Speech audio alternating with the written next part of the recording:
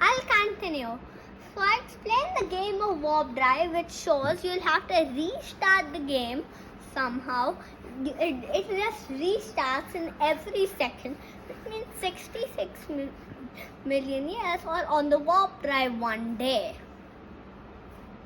But this 1 second somehow would make you back in time because of relativity.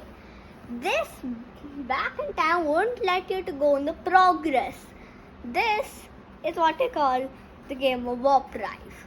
As I explained in the game of warp drive, would you actually be able to drive warp drive and make it work?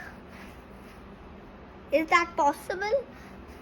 No, this seems not very true, obviously. Now, when I explain the game of warp drive, let's say this is a warp drive, got it?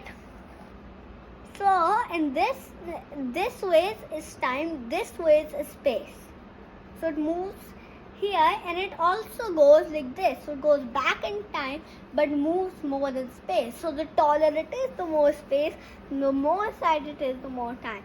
This is also how I make this special thing which shows how would warp drive work. It would just be like this.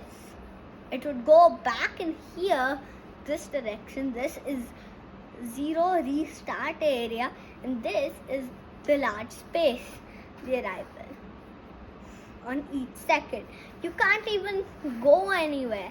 That means the time you need to go everywhere. Let's say you want to take a car from Moscow to St. Petersburg. Obviously, this would take a while.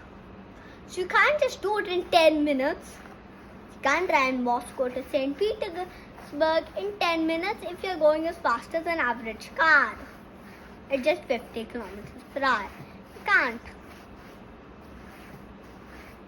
I can explain you all of this by just going in the car and trying to reach somewhere which is farther than the time is proposed.